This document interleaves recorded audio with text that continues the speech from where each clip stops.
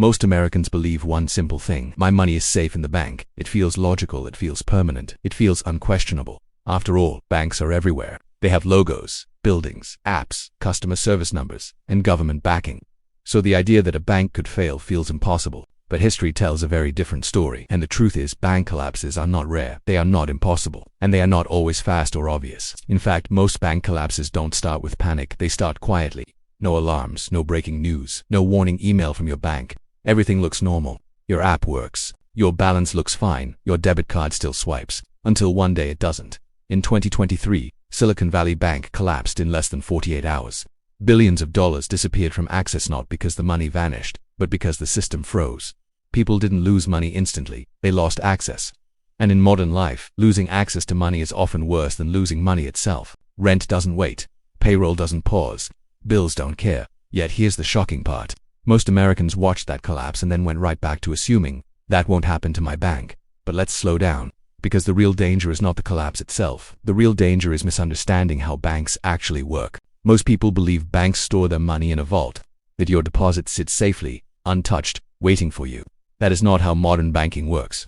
When you deposit money into a bank, that money does not sit idle. It is loaned out, invested, moved, leveraged. Your bank keeps only a fraction of total deposits available as cash. This system is called fractional reserve banking. It works perfectly until too many people want their money at the same time. That's called a bank run, and once a bank run starts, even a healthy bank can collapse. Not because it is bankrupt, but because it cannot access enough cash quickly. Here's where most people say, but the FDIC protects my money. That's true, but only partially, and only under specific conditions. FDIC insurance covers up to $250,000 per depositor, per bank, per account type. Most people stop listening right there. But the details matter, because FDIC does not mean instant access. It doesn't mean your same bank will reopen tomorrow, and it certainly doesn't mean no stress or disruption. In a bank failure, the FDIC steps in after the collapse. Accounts can be frozen temporarily. Access can be delayed. Automatic payments can fail. Business operations can stop. The FDIC protects your balance, it does not protect your timing. And timing is everything. Imagine this scenario. Your paycheck hits your account on Friday. Your rent auto-withdraws on Monday. Your bank collapses Sunday night. Your money still exists, but you can't touch it. Now add credit card payments, mortgage, utilities, payroll if you're a business owner. This is how financial stress actually begins, not from poverty, from interruption. And that's why bank collapses are so dangerous. Not because everyone loses money, but because life does not pause while systems reset. Here's another uncomfortable truth. Most Americans don't know how many banks exist. They don't know which ones are systemically important, or which ones rely heavily on risky assets. They choose banks based on convenience, app design, ATM access, or brand familiarity, not balance sheet strength, not liquidity, not exposure to interest rate risk. And when interest rates rise rapidly, like they have recently, banks holding long-term interest bonds lose value. That's exactly what triggered recent collapses. Not fraud, not theft, not corruption, just math. When rates go up, old bonds go down. And if a bank needs to sell those bonds quickly, losses become real. This is why some banks survive quietly, while others fail suddenly. And here's the part nobody likes to admit. Most warnings come after the damage. News headlines appear only when it's already too late. By the time the average person hears about a problem, the freeze has already begun. So the question is not, can a bank collapse in America? It already has. Many times. The real question is, what actually happens to you when it does? And more importantly, how do you protect yourself without panic, without conspiracy theories, and without pulling all your money out of the system? Because panic creates the very collapse people fear. In the next part, we're going to break down, step by step, exactly what happens to your money, your cards, your bills, your paycheck, and your financial life the moment a bank in America collapses. No hype, no fear-mongering, just reality. When a bank collapses in America, it doesn't look like a movie. At first they assume it's just a technical issue. They refresh the app, they restart their phone, they try again, but the screen doesn't change. This is the moment when confusion turns into fear. Because unlike a power outage or an internet problem, money issues don't come with a clear explanation. Now, here's what actually happens behind the scenes. The moment regulators decide that a bank can no longer meet its obligations, they step in and close it. They give regulators the entire weekend to stabilize the situation while the markets are closed. During this time, the bank is placed under receivership. That means it's no longer controlled by its owners or management. It's controlled by the FDIC. Your account still exists, your balance still exists, but your access is paused. This is the part nobody talks about clearly. FDIC insurance does not prevent interruption. It guarantees recovery, not continuity. For most individual depositors with balances under $250,000, The FDIC's goal is to restore access as quickly as possible, sometimes within days, sometimes by Monday morning, sometimes longer. It all depends on the complexity of the bank's failure. If another bank agrees to take over the failed bank, your account may simply reopen under a new name.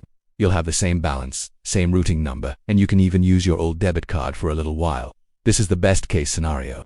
But not all failures are that clean. In more complex collapses, accounts are frozen while records are verified, automatic payments fail, direct deposits bounce back, Zelle, ACH, and wire transfers all stop. Even credit card payments linked to that account may decline. And here's where people get trapped. They assume FDIC insurance means zero disruption, but real life doesn't work that way. If your rent payment fails, your landlord doesn't care why. If a mortgage payment is late, penalties can apply. The FDIC does not cover inconvenience, it does not cover late fees, it does not cover stress, it only covers your deposits, and only after the collapse process begins. Now, let's talk about a dangerous misconception. Many Americans believe that because their balance is under $250,000, they are 100% safe. But they are not protected from temporary chaos. And chaos is where the real financial damage happens. Missed payments hurt credit scores. Late fees compound. Businesses lose trust. Opportunities disappear. This is why some people suffer financially even though they eventually got all their money back. Timing matters much more than people realize. FDIC insurance does not automatically cover every type of account. Checking accounts and savings accounts are covered. Certificates of deposit are covered, but investments are not. Money market mutual funds are not FDIC insured. Stocks are not. Crypto is not. Annuities are not. Some accounts look like bank products, but they aren't. And in moments of panic, people realize too late that they misunderstood where their money actually was. This confusion creates anger. That anger turns into blame. Blame turns into misinformation. And misinformation spreads faster than the truth. Now let's talk about something even more uncomfortable. Large depositors. If someone has more than $250,000 in a single bank, the excess amount is uninsured. In most cases, uninsured depositors do eventually recover some or all of their money, but it's not immediate, and it's not guaranteed. It depends on how the bank's assets are sold off. This is why businesses are hit the hardest during bank collapses. Payroll accounts often exceed FDIC limits. Operating accounts hold large balances. For them, cash flow stops overnight. This is exactly what happened during recent bank failures. Companies didn't go bankrupt because they were unprofitable. They went bankrupt because they couldn't access their own money. Now pause for a moment and just think. How many Americans live paycheck to paycheck? How many rely on automatic payments for their bills? How many have less than 2 weeks of emergency cash stored somewhere else? This is why bank collapses are psychological disasters. They expose just how fragile our daily financial systems really are. But here's the part most people miss. Bank collapses are not random events. They follow patterns, rising interest rates, a mismatch between assets and liabilities, a depositor base that's too concentrated, overexposure to one specific industry. And yet, most depositors never check these things. They trust the system. They trust the logo on the door. They trust familiarity. That trust is not foolish, it's human. But blind trust, without understanding, creates vulnerability. This video is not about fear, it's about awareness. Understanding how the system can break allows you to prepare without panicking, because panic is what destroys value. In the next part, we are not going to talk about pulling all your money out of banks. We are not going to talk about hiding cash under your mattress. We are not going to talk about extreme reactions. Legal.com/smart will cover how Americans quietly protect themselves without disrupting their lives, how risk can be reduced without sacrificing convenience, how the system can be used intelligently instead of being feared.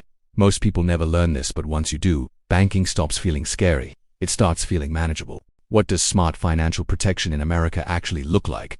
It's not dramatic. It's not pulling all your money out of banks, hiding cash under the mattress, or buying into wild conspiracy theories. Real, effective financial protection is quiet. It's boring, even it's intentional. And honestly, that's why most people don't do it. It's distributed. They don't just ask, is my bank safe? Instead, they ask, am I too dependent on one single bank? That one simple shift in thinking changes absolutely everything. Think about it. It's about having multiple banks, multiple access points, and multiple layers of security. This isn't because you're expecting a catastrophic failure, but because you understand that any system, no matter how robust, can experience stress and temporary glitches. Having more than one checking account isn't paranoia, it's just good sense. It's building redundancy into your financial life. If one account gets temporarily frozen for a security check or a technical issue, your life doesn't grind to a halt. You can still pay your bills, your debit card for your other account still works. Your stress levels stay manageable. The second thing smart people do is maintain a level of liquidity outside of purely automated systems. Most of us, and for good reason, rely heavily on automation. Automation is wonderfully efficient, but it can also be fragile. A single interruption, a hiccup in the system can trigger a disastrous chain reaction. Suddenly you're facing late fees, missed payments, and a hit to your credit score. This is exactly why intelligent financial planning always includes a small buffer of manually accessible money. This isn't a secret stash of cash hidden in the walls. It's just an easily available fund, maybe in a separate account you don't automate, or a modest amount of cash at home. This buffer isn't meant to replace the banking system. It's designed to do one simple thing: bridge the time between a disruption and its resolution. Because most disruptions are temporary, but the consequences of not being prepared for them can be permanent. The third thing people often misunderstand is FDIC insurance itself. Yes, FDIC insurance is incredibly strong and a cornerstone of our banking system, but it's not a financial strategy. It's a safety net. And like any safety net, it works best when you don't have a long way to fall. The smart approach is to spread your funds across different institutions, ensuring that your balances in each one stay comfortably within the insured limits. Again, this isn't done because you expect a bank to collapse tomorrow. It's done because it makes your protection automatic. If something were to happen, there's no frantic paperwork to fill out, no emergency decisions to make, and no scrambling to figure out what to do next. Your protection is already in place.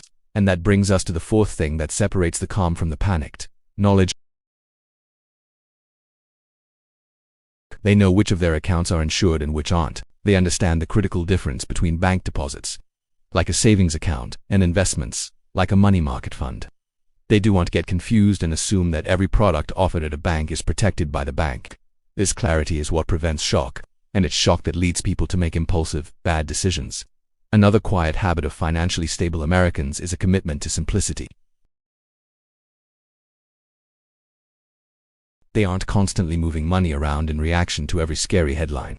They understand a fundamental truth in uncertain times: stability and access beat optimization. A slightly lower interest rate at a bank you trust with easy access to your funds is far better than a slightly higher rate tied up in a complex product where access might disappear right when you need it most. That extra fraction of a percent in yield means nothing if you can't get to your money. This is especially true for the money you need for daily life, not for long-term investing. There's something else that rarely gets talked about: communication and basic organization. People who navigate financial stress well know who to call. They have the customer service numbers for their banks saved.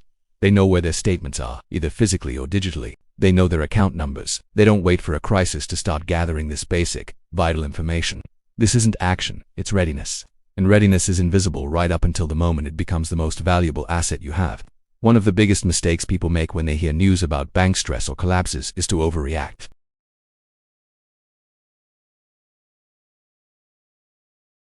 The irony is that this kind of mass behavior can contribute to the very instability they are afraid of. Smart protection never seeks to destabilize the system.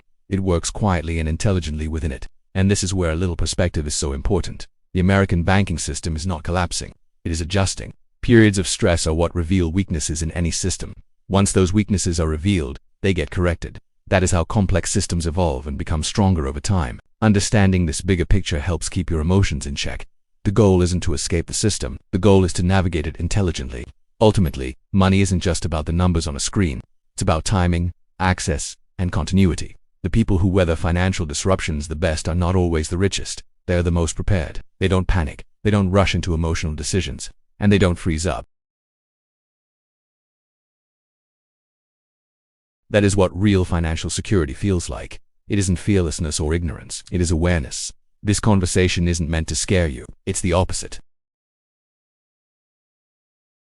Because once you understand how these systems actually work, uncertainty loses its grip on you. You stop reacting to every sensational headline. You stop feeling helpless.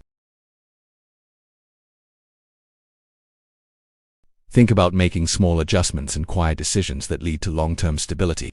That's how smart money moves.